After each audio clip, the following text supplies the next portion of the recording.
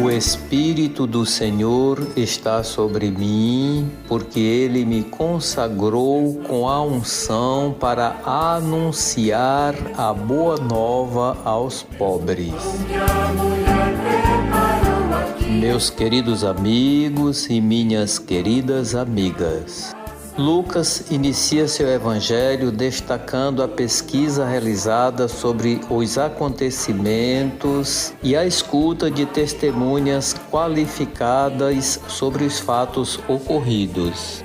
Ele também dedica sua obra a um certo excelentíssimo Teófilo.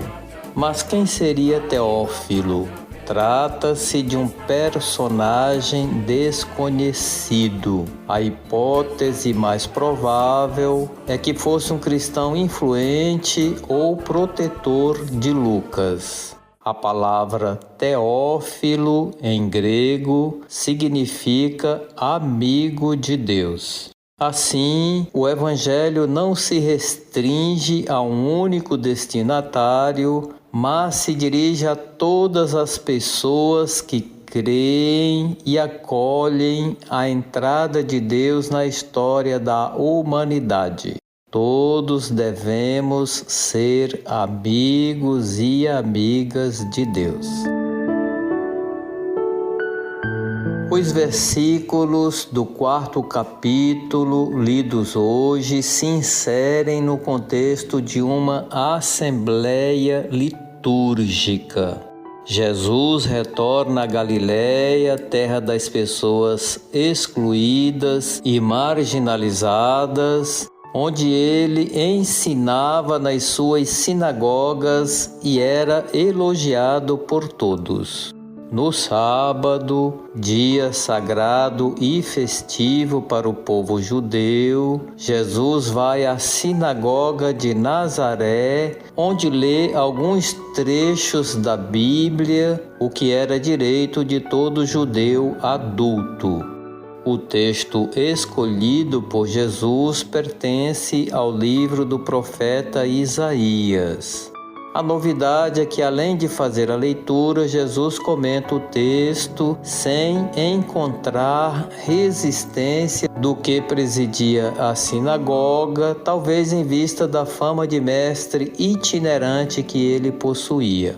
Contudo, sua interpretação era uma provocação aos nazarenos, que inicialmente o elogiam, mas ao final reagirão mal, recusando-o por sua origem humilde.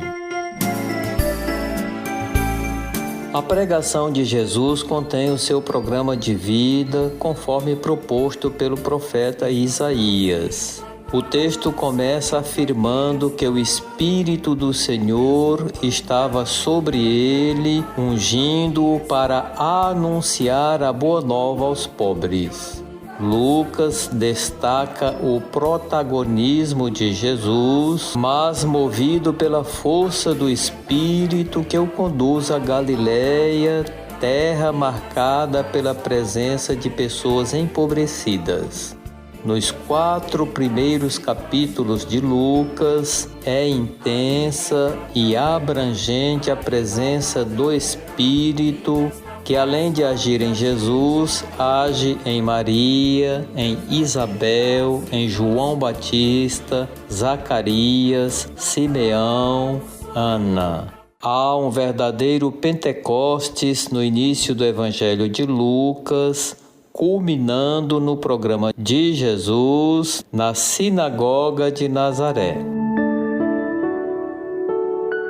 Ao contrário dos mestres da lei, Jesus é direto e objetivo em sua interpretação do texto, declarando o cumprimento da profecia de Isaías. Hoje se cumpriu esta passagem da Escritura que acabastes de ouvir. O tempo da espera acabou. Em Jesus, a boa nova se torna uma realidade para os pobres. Aqueles que antes eram estigmatizados pela religião da época, vistos como castigados por Deus em seus sofrimentos, agora recebem a boa notícia e são reconhecidos como bem-aventurados. Os pobres, os presos, os cegos, os oprimidos não são mais considerados malditos, mas benditos de Deus. Para eles chegou a libertação definitiva. O programa de Jesus beneficia diretamente os pobres que viviam à margem da sociedade, explorados pelos poderosos e sem forças para resistir. Jesus traz para eles a libertação, a esperança de uma nova vida. A eles é anunciado o ano da graça do Senhor. Esse ano da graça, ao ser proclamado em Israel, restituía a igual dignidade entre as pessoas. Quem tinha contraído dívidas recebia o perdão. As pessoas que tinham suas terras penhoradas ou roubadas pelos gananciosos latifundiários as recuperavam. A liberdade era restituída às pessoas escravizadas. O programa de Jesus prevê a plena reintegração social das pessoas marginalizadas. O evangelho anunciado por ele não se reduz a palavras, mas se realiza na vida dos mais sofridos. Os presos serão soltos, os cegos enxergarão, os oprimidos obterão a liberdade. Mas a boa nova anunciada aos pobres era ameaça e má notícia para os seus exploradores. Na sua própria terra, Nazaré, ela não é bem acolhida. As pessoas exigem sinais concretos, milagres, para acreditar. Chegam ao ponto de tentar tirar a vida de Jesus, o que se prolongará ao longo da sua caminhada como consequência das suas opções e do confronto com aqueles que detinham o poder. Também atualmente essa boa notícia para os pobres incomoda os grupos privilegiados. A opção da igreja não pode ser diferente da opção de Jesus. Para o Papa Francisco, a opção pelos pobres é mais uma categoria teológica que cultural, sociológica, política ou filosófica. As pessoas que defendem a dignidade dos pobres e lutam pelos seus direitos são acusadas de fazerem discursos ideológicos e serem comunistas. Mas para os verdadeiros cristãos é uma bandeira evangélica, é fidelidade ao projeto de Jesus Cristo.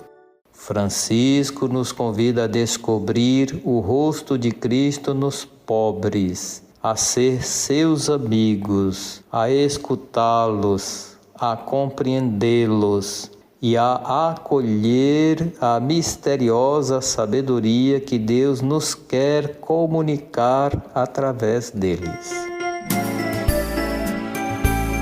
Na bula que institui o ano jubilar 2025 com o tema Peregrinos de Esperança, o Papa Francisco cita o Evangelho deste domingo, onde Jesus anuncia o ano da graça do Senhor. Francisco solicita que em todo o mundo os crentes, especialmente os pastores, peçam condições dignas para quem está recluso, respeito aos direitos humanos e, sobretudo, a abolição da pena de morte, medida que aniquila qualquer esperança de perdão e renovação. Pede ainda que as nações ricas reduzam ou perdoem totalmente as dívidas internacionais e criem nova política financeira que interrompa o ciclo de dívidas. E defende a criação de um fundo mundial para a erradicação da fome e para a promoção de atividades que favoreçam o desenvolvimento sustentável nos países mais pobres. Para Francisco, essas ações poderão contribuir para desarmar os corações e ajudar a criar um mundo novo. Receba meu abraço fraterno com os votos de um domingo abençoado e de uma semana feliz. Desça sobre você e sua família a bênção de Deus misericordioso, Pai, Filho e Espírito Santo.